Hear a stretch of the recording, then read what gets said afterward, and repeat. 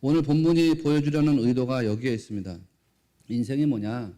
고요한 바다가 아니라는 겁니다. 인생은 거친 풍랑이 일어나는 바다라는 겁니다.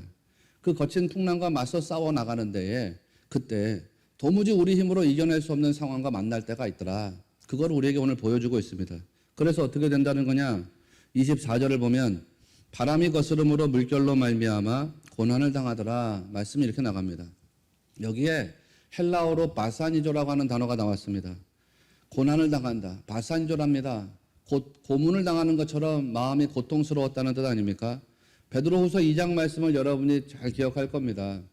아브라함의 조카였던 롯이 아브라함과 결별하고 소돔 땅으로 갔습니다. 그는 이미 부자였지만 더 큰 부자가 되고 싶은 마음이 있었습니다. 그래서 눈으로 보니까 거기 들어가면 큰 부자 될 것 같습니다. 그래서 그 땅으로 들어갔습니다. 그 땅에 들어가서 롯이 이전보다 더 큰 부자가 되었습니다. 더 많은 재물을 갖게 됐습니다. 요즘 말로 얘기하면 진짜 세상에서 잘 나갔습니다. 성공했습니다. 출세했습니다. 부자가 됐습니다. 그런데 그의 속사람은 어떻다고 했습니까? 하루하루가 고통이었습니다. 베드로후서 2장 8절 말씀을 보면 이는 이 의인이 그들 중에 거하여 날마다 저 불법한 행실을 보고 들으므로 그 의로운 심령이 상함이라 이렇게 말씀했다 했습니다.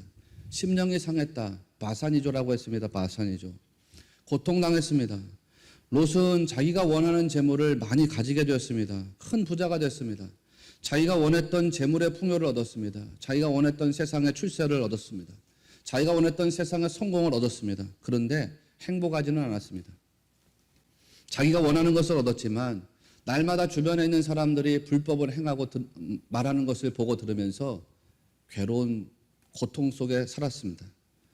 하나님 없이 얻어진 것, 그것은 행복이 아니었습니다. 그러니까 여러분, 원하는 것을 얻었다고 꼭 행복해지는 것은 아니라고 했습니다. 만일 하나님 없이 얻어진 것이 있다 그러면 오히려 그것 때문에 불평이 생길 수 있고 그것 때문에 고통이 생길 수 있고 그것 때문에 불편한 마음이 들어올 수가 있다 이 말씀입니다. 거친 풍랑 속에서 좌절할 수 있습니다. 그 물결에 완전히 무너질 수도 있습니다. 이게 우리 인생이라는 것입니다. 제자들을 통해서 보여주려고 하는 모습이 바로 그것입니다. 이 제자들은 어떤 사람들이냐? 자기 힘으로 목적지를 가려고 하는 사람입니다. 자기 힘으로 바다를 건너보려고 애를 쓰는 사람입니다. 그런데 자기 힘으로 하려고 하는데 자기 힘으로 안 되는 절대 한계와 만났다는 겁니다. 바다를 건너는데 여기에는 고기잡이 출신들이 있습니다. 갈릴리 어촌에서 어부로 했던 대표적인 인물이 베드로 아닙니까? 물 타는 데는 귀신 같은 사람, 물 타는 데는 전문가입니다. 그 전문적인 지식과 경험을 가지고 그 바다를 건너려고 하는데 그게 안 되더라는 것입니다. 인생에서 자기 힘으로, 자기 노력으로, 자기 열심으로 살아보려고 하는데 그게 안 되는 어떤 절대적인 한계 상황과 만날 때가 있더라는 것입니다. 제자들의 모습은 그것을 보여주려고 합니다. 어떤 사람입니까? 자기가 머리가 돼가지고 자기 힘을 의지해서 사는 사람들, 그 인생의 전형을 보여주려고 합니다. 그런 인생이 거친 풍랑을 만났을 때 어떻게 된다는 것이냐? 세상 살아가다가 거친 바람과 만나면 어떻게 된다는 것이냐?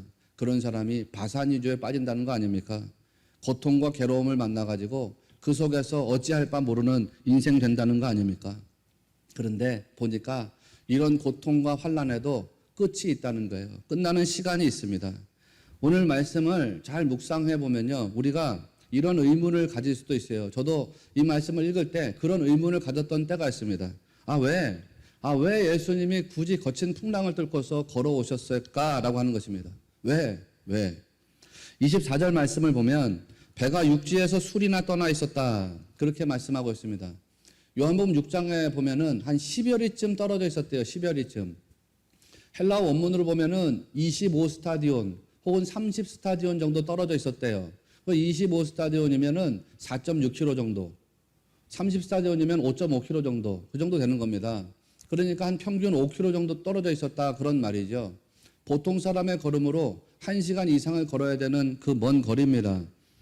22절 말씀을 보면 오병이어 기적 사건 이후에 예수님이 제자들을 재촉해서 바다를 건너게 하셨답니다. 그리고 예수님은 따로 떨어져서 기도하러 산에 올라가셨다는 거예요. 산에 올라가셨는데 그 시간이 언제냐면 저물었다는 것입니다. 우리가 지난주에 읽었었던 이 15절 말씀에서도 저물었다는 표현이 나오는데요.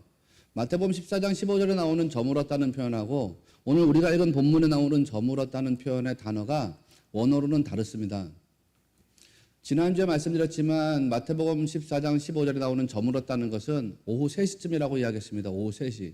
유대인들이 첫째 저녁이라고 말하는 그 시간입니다. 오늘 여기에 나오는 저물었다는 것은 둘째 저녁입니다. 저녁 6시경의 시간을 말하는 겁니다. 예수님께서 사람들에게 떡을 먹이고 물고기 먹이고 그리고 다 정리했습니다. 그리고 난 다음에 진짜 저녁이 됐습니다. 6시라는 시간이 됐다는 거죠. 하루가 시작되는 그 첫 시간이 저녁 6시입니다. 그러니까 인생이 뭐냐 보니까 이 사람들이 배를 탄 시간이 저녁 6시쯤인데 인생은 출발부터 폭풍 같은 바다를 가는 인생이라는 거 아닙니까? 그거를 말하는 겁니다. 이 폭풍 같은 인생을 어떻게 살아가느냐 보니까요. 예수님께서 제자들에게 오신 시간이 몇 시예요? 밤 4경이래요. 밤 4경. 저녁 6시쯤 배를 타고서 이 사람들이 바다를 건너기 시작했는데 밤 4경까지 바다를 건너지 못했다는 거 아닙니까? 유대인들은 여러분 잘 아시는 것처럼 저녁 시간을 4개로 나눴습니다. 4등분으로 나눠가지고 저녁 6시부터 아침 6시까지 이 12시간을 4등분해서 1경, 2경, 3경, 4경으로 나눴단 말이에요. 그러니까 밤 4경이라고 하는 게 언제가 되겠어요? 3시간씩 쪼개가지고서 4개로 나눴으니까 새벽 3시부터 새벽 3시부터 6시까지가 되는 거죠. 저녁 6시쯤에 배 타고 나간 사람들이 밤새도록 바다를 건너지 못하고 목적지에 도착하지 못하고 풍랑과 싸웠다는 거 아닙니까? 새벽 무렵이 될 때까지 이 사람들이 고통 속에 있었다는 겁니다. 여러분 보시면요. 베드로가 무리를 걸었다고 풍랑이 그쳤습니까? 베드로가 무리를 걸었다고 풍랑이 그치는 게 아닙니다. 기적을 체험했다고 풍랑이 그치는 게 아닙니다.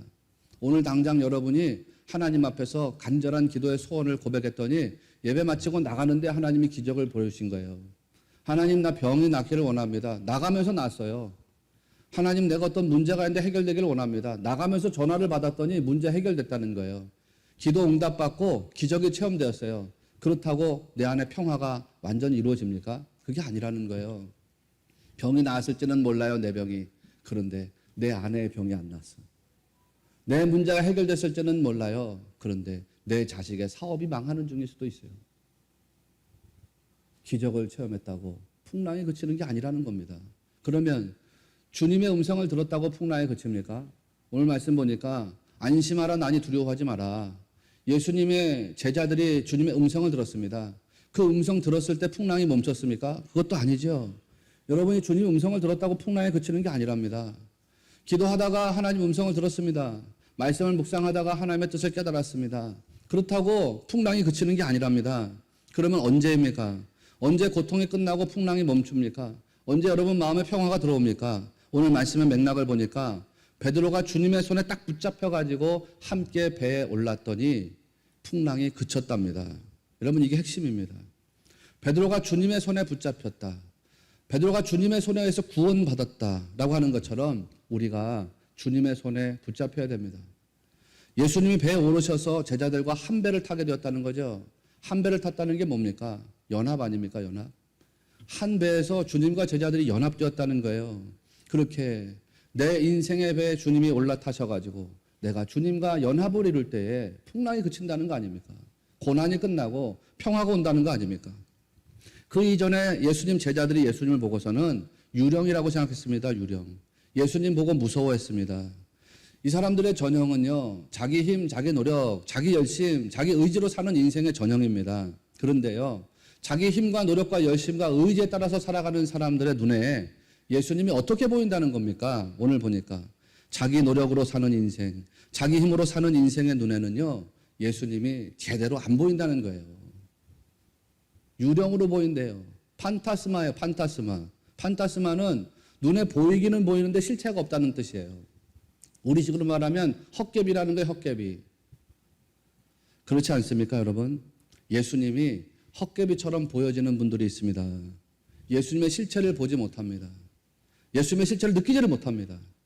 예수님을 체험하지를 못합니다. 자기 힘을 믿고 자기 머리로 사는 사람들에게 그렇다는 겁니다. 내가 내 힘으로 능력으로 안 되는 절대적인 한계 상황이 내 인생에 찾아왔습니다. 그러니 내가 주님 붙잡아야 되겠습니다. 주님을 찾아야 되겠습니다. 주님을 의지해야 되겠습니다. 그거를 깨닫게 하시려고 고난을 통과하게 하십니다. 기다리게 하십니다. 주님만 영접하는 자, 주님만 의지하는 자가 되게 하시고 환난을 통과하게 하십니다. 그 시간 속에서 비록 물에 빠져서 죽어가는 상황이라고 하더라도 주님이 우리 손을 딱 붙잡아 주시면 살아가게 된다는 사실을 깨닫게 하시려고 우리에게 이런 역사를 보여주신 것입니다. 우리 이걸 믿어야 돼요. 여러분이 어떤 상황 속에서 빠져간다고 하더라도 주님이 여러분 손을 딱 붙잡아 주시면 구원받는 인생이 된다는 것을 꼭 믿으시기를 바랍니다. 여러분, 역대상에 나오는 야베스의 기도 잘 아시죠? 야베스의 기도. 야베스가 기도할 때 이렇게 기도합니다. 주의 손으로 나를 도우사 나로 환난을 벗어나 내게 근심이 없게 하옵소서. 주의 손으로 나를 도우사, 나를 도우사. 나를 도우사라고 하는 말이 히브리 말로는 하예타 인미입니다. 하예타 인미. 하예타 인미는 본래 무슨 뜻이냐면 나와 함께 하소서 이런 뜻입니다. 야베스의 기도가 왜 탁월한 기도냐? 그가 소원한 것이 뭐예요? 주님, 나와 함께 하시기를 원합니다. 주님이 나를 붙잡아 주시기를 원합니다. 나를 붙잡아서 주님, 내가 주님과 함께하는 자가 되기를 원합니다. 다르게 말하면 내가 주님과 연합된 자가 되기를 원합니다. 내가 주님의 손에 붙잡힌 상태, 주님과 연합된 상태가 되기를 소원합니다. 나 주님하고 떨어져서 분리된 상태가 아니라 주님과 하나로 붙어있는 상태가 되기를 원합니다. 그래서 탁월한 기도예요. 그 기도를 우리말로 번역할 때 주여 나를 도우소서 이렇게 번역한 거예요. 오늘 말씀에도 보면 31절에 비슷한 맥락의 이야기를 합니다. 31절 보시면 예수께서 즉시 손을 내밀어 그를 붙잡으시며 이렇게 말씀했습니다. 붙잡으시며 이것도 같은 맥락이거든요. 헬라어로는 에펠라베토예요. 에펠라베토. 에펠이라고 하는 말은 덧붙인다는 뜻이고 라베토는 본래 람바노에서 나와서 람바노. 람바노 기억하시죠? 영접한다는 뜻이잖아요. 영접한다, 취한다 이런 뜻입니다. 물론 붙잡는다는 뜻이 있죠. 에펠라베토 무슨 뜻이에요? 예수님이 손을 덧붙이셔서 베드로를 영접했다는 거 아닙니까? 예수님이 베드로를 딱 붙잡아가지고 예수님께로 영접했다는 것입니다. 예수님 맞은편에 분리된 상태로 베드로를 떨어뜨려 놓은 것이 아니라 예수님이 그를 붙잡아가지고 예수님께로 끌어당겨서 예수님과 연합된 상태가 되게 하셨다는 겁니다. 사랑하시는 여러분, 여러분 인생이 에펠라베토, 주님과 연합된 인생이 꼭 되시기를 바랍니다. 그런 상태가 되시기를 바라요. 주님과 연합된 상태, 그 에펠라베토, 주님께 딱 붙어있는 그 상태가 바로 구원입니다. 구원. 내가 그리스도 안에 들어가서 그리스도와 연합된 상태, 그게 구원입니다. 나무에서 떨어져 나간 가지가 아니라 포도나무에 딱 붙어있는 가지, 그래서 포도나무가 되어버린 그 가지의 상태가 바로 구원입니다. 내가 그리스도와 함께 십자가에 못 박혀서 죽은 자가 되고 이제는 내가 사는 것이 아니라 내 안에 그리스도께서 사시는 상태가 되는 것, 이게 구원입니다. 구원. 여러분, 그렇게 주님과 연합돼서 하나가 되면 어떻게 된다는 거예요? 32절을 보니까 배에 함께 오름에 바람이 그치는지라, 이게 되는 거예요. 여러분이 함께라는 단어에 주목하시길 바랍니다. 함께라는 단어가 핵심이에요.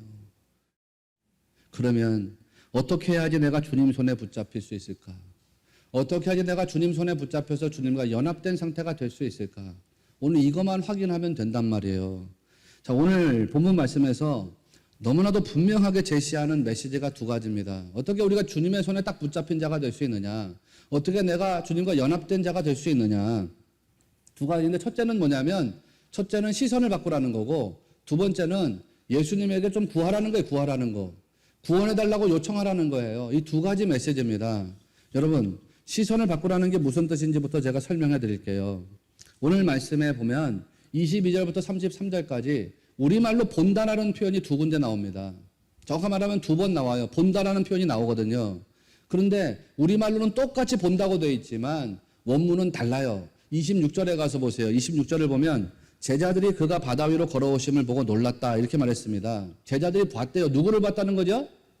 예수님 봤다는 것입니다. 그런데 30절 가서 보세요. 30절에 보면 베드로가 바람을 보고 무서워 빠져가는지라 이렇게 이야기했습니다. 베드로는 뭘 봤다는 겁니까? 바람을 봤답니다. 자, 26절에도 본다는 단어가 나오고 30절에도 본다는 단어가 나옵니다. 그런데 이 두 개의 단어가 다릅니다. 26절에서 바다 위로 걸어오시는 예수님을 제자들이 보았다 그랬습니다. 그때는 본다라는 단어를 헬라어로 이돈테스라는 단어를 사용했습니다. 30절에서는 베드로가 바람을 봤다 그랬습니다. 그때는 베드로 볼 때 블레포라는 단어를 사용했습니다. 26절에서는 이돈테스, 30절에서는 블레포. 이돈테스라고 하는 말의 원형이 에이도인데 에이도는 무슨 의미냐면 어떤 사실을 눈으로 보고서 확인하는 거. 이게 에이도입니다. 에이도. 좀 어려운가? 내가 뭔가를 눈으로 보고 확인하는 거. 그게 에이도입니다. 자, 여러분. 이게 뭡니까? 이게 뭐예요? 컵이죠? 여러분 지금 이거 뭘 봤어요? 안을 봤어요? 밖을 봤어요? 밖을 보시고 컵이라고 확인했습니다. 이게 에이도입니다. 에이도. 에이도는 밖에 있는 외형을 보는 것입니다. 눈으로 보고 확인하는 겁니다. 자, 신약 성경에 보면 헤롯이라고 하는 사람이 있어요. 헤롯. 헤롯이라는 이름은 헤로스라는 단어하고 에이도스라는 단어가 합쳐진 말이에요. 헤로스는 영웅이라는 뜻이 영웅. 히어로 있잖아요. 히어로. 에이도스는 외형이라는 뜻이에요. 외형. 모습. 그러니까 헤롯이라고 하는 이름의 뜻은 뭐냐면 영웅적인 외형의 사람, 영웅적인 모습의 사람 이런 뜻입니다. 그러니까 헤롯이 껍데기를 보면 영웅적인 면모를 가지고 있습니다. 뭐 대왕이기도 하고 분봉왕이기도 하고 뭐 그러니까. 그런데 그 속사람은 어떻습니까? 속사람은 그저 자기가 왕으로 돼 있는 사람이에요. 자아가 똘똘 뭉쳐져 있는 그런 사람 아니에요. 겉으로 볼 때는 흠모할 만한 사람인데 속사람의 영혼을 들여다보면 전혀 흠모할 만한 사람이 아니죠. 지옥의 불쏘시개에 불과한 사람 아닙니까? 자, 그렇게 외적인 모습을 보는 게 에이도. 그러면 이 속에 뭐가 들어있어요? 보여요? 안 보여요? 안 보여요. 근데 뭐가 있다고요? 물. 이 안에 있는 걸 꿰뚫어 보는 게 블레포예요. 블레포. 중심을 파고 들어가서 보는 거. 맹인이었던 바디메오가 거지입니다. 예수님께 가가지고서 주여 내가 보기를 원하나이다. 이렇게 이야기했습니다. 주여 보기를 원하나이다. 그때 아나블레포를 했습니다. 아나블레포. 주님 내가 위를 보기를 원합니다.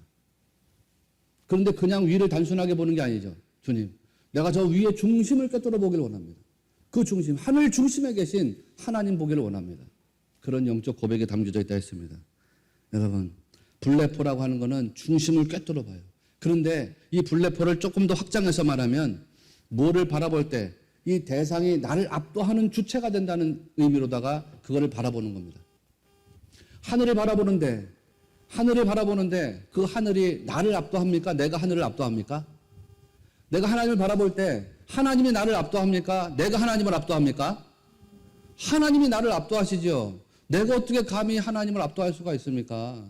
하늘이 나를 압도하죠. 하나님이 나를 압도하십니다. 그렇게 내가 뭔가를 바라보는데 저 대상이 나를 압도하는 주체가 된다는 뜻으로 바라보는 게 블레포입니다. 블레포. 예수님께서 물에 빠진 베드로를 구원하면서 말씀하셨습니다. 31절. 믿음이 작은 자여 왜 의심하였느냐. 둘로 쪼개졌다는 뜻이죠. 너 마음 왜 둘로 쪼개져 있니? 더 다르게 말하면 너의 시선이 왜 둘로 쪼개져 있니? 이런 뜻입니다. 왜 너의 시선이 둘로 나뉘어져 있느냐? 예수님께서 베드로의 그 이중적인 시선을 지적하셨어요. 그런데 둘로 나뉘어져 있기 때문에 책망받은 게 아니에요. 우리가 살아가면서 시선이 둘로 나뉘어질 수 있어요. 그런데 주님이 너 왜 시선이 둘로 쪼개져 있느냐? 그래서 책망하신 것이 아니라 시선이 둘로 쪼개져 있는데 방향이 잘못됐기 때문에 주님이 그를 책망하셨어요. 베드로의 시선이 잘못된 방향으로 가고 있더라는 것입니다. 제대로 꽂혀 있지 않다는 말씀입니다. 자, 다시 26절에 가서 보니까 제자들이 주님을 바라보는데 주님을 바라볼 때 에이도입니다. 에이도. 사실을 자꾸 확인하려고 합니다. 그런데 베드로가 바람을 볼 때는 블레포라고 했습니다. 블레포. 여러분 뭔가 확 느껴지십니까? 여러분의 영혼이 이미 답을 얻으셨는가요? 제자들이 주님을 향해서 어떤 시선을 보내고 있는지를 잘 보십시오. 뭔가를 자꾸 확인하려고 하는 에이도입니다. 사실을 확인하려고 하는 에이도입니다. 외적인 실체를 확인하려고 하는 에이도입니다. 반면에 세상의 거친 바람을 향해서는 블레포입니다. 나를 압도하는 주체로 바라보고 있습니다. 나를 압도하고 내 인생을 좌지우지할 수 있는 권세로서 바라보고 있습니다. 말이 안 되죠. 이 어떻게 그럴 수가 있지? 신자라면, 예수님의 제자들이라면 예수님을 불레포하고 세상을 A도해야 되는 거 아니야? 근데 바뀌어 있죠. 예수님의 제자들이 세상을 불레포하고 예수님을 A도 한다는 거예요. 쉽게 말씀드릴게요.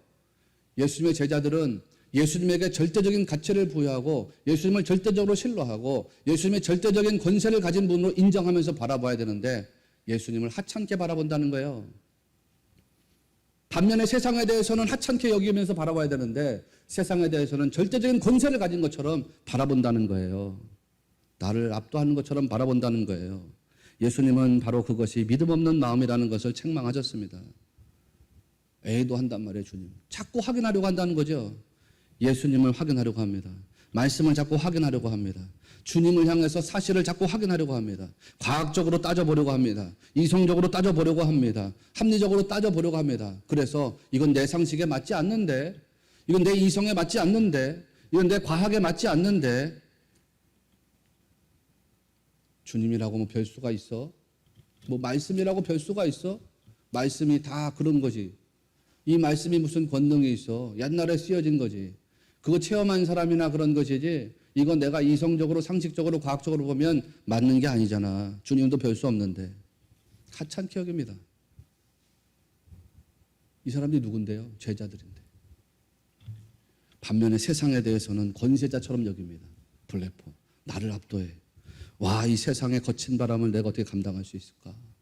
이 세상의 풍조를, 이 세상의 시련을, 이 세상의 논리를 내가 어떻게 감당할 수 있을까? 그런 식으로 바라본다는 거죠. 여러분, 바로 이게 의심이라는 거예요. 이중적인 눈인데 방향이 잘못됐다는 것입니다. 불신앙이라는 것입니다. 그래서 믿음이 없는 자요, 믿음이 없는 자요. 이렇게 나가고 있습니다. 그 눈이 바뀌어야 된다는 거예요. 세상을 향해서는 하찮게 여기란 말이에요. A도로 여기란 말이에요. 물론 이 세상을 향해서 여러분 뭔가 과학적으로 파악하고 현실적으로 파악하고 이성적으로 파악하는 게 필요하지요. 그러니까 A도로 가세요. A도로. 뭔가 있으면 과학적으로 따져 물으세요. 뭔가 있으면 이성적으로 따져 물으세요. 뭔가 있으면 현실적으로 따져 물으세요. 그렇게 A도로 계속 보시라고요. 그런데 주님을 향해서는 불레포로 보시라고요. 이 모든 현실을 압도하실 수 있는 분이 주님이시로구나. 나를 압도하는 권세를 가진 분이 주님이시로구나. 세상을 압도하는 권세를 가진 분이 주님이시로구나. 질병과 가난과 환난을 압도할 수 있는 분이 주님이시로구나. 그런 믿음을 가지고서 바라보시라 이런 뜻입니다. 우리가 많은 경우에 예수님 영접했다고 하면서도요, 예수님 없는 인생을 살 때가 있습니다. 일상생활 속에서 주님이 없습니다. 주님 아주 하찮게 여깁니다. 말씀 아주 하찮게 여깁니다. 주님의 일을 한다고 하면서도 내 생각, 내 고집을 앞세울 때가 참 많이 있습니다. 그래서 주님이 주인 되시는 자리를 그냥 뺏어오는 거예요. 많은 분들이 베드로처럼 이중의 눈으로 살고 있습니다. 성경에 나오는 이야기, 뭐 다 그냥 성경 이야기지. 이게 무슨 현실하고는 거리가 있잖아. 현실은 불레포하면서 말씀은 A도 하는 것입니다. 오늘 설교 제목이 좀 길지만 늦었다고 생각하면 늦은 것이다. 그래도 믿음으로 가라입니다. 여러분, 늦었다고 생각하면 늦은 게 맞아요. 아유, 늦었다고 생각할 때가 빠른 거야. 그렇지 않아요. 늦었다고 생각하면 늦은 거예요. 이미 늦은 거예요. 보세요. 제자들도 풍랑에 이미 다 지쳤어요. 베드로 이미 물에 빠졌어요. 이미 죽어가는 거예요. 이미 늦었어요. 그런데 여러분, 그래도 믿음으로 가라는 거예요. 늦었다고 생각하면 늦은 거 맞습니다. 그런데 그 늦은 것을 완전히 역전시킬 수 있는 주님이 나의 편이 되신다는 것을 꼭 믿으시길 바랍니다. 아우, 내가 우리 아이들 전도하기는 이미 늦었어. 내가 이 교회를 어떻게 하기는 이미 늦었어. 내가 뭘 하기는 이미 늦었어. 내 병을 고치기는 이미 늦었어. 가정을 세우기는 이미 늦었어. 그렇게 생각되시는가요? 늦었다고 생각되십니까? 그러면 늦은 게 맞습니다. 늦은 거예요. 그러나 그 늦었다고 하는 상황을 완전히 뒤바꿀 수 있는 주님이 나를 사랑하시고 나를 구원하시고 나의 힘이 되시고 나의 편이 되신다는 것을 믿으시기를 바랍니다. 그래서 믿음으로 가요. 늦었지만 믿음으로 가요. 주님께 구원해달라고 외치세요. 주님께 변화시켜달라고 외치세요. 주님께 뭔가 힘을 달라고 외치세요. 기도하고 또 기도하세요. 예수님 말씀하시잖아요. 계속 말씀하시잖아요. 안심하라. 난이 두려워하지 말아라.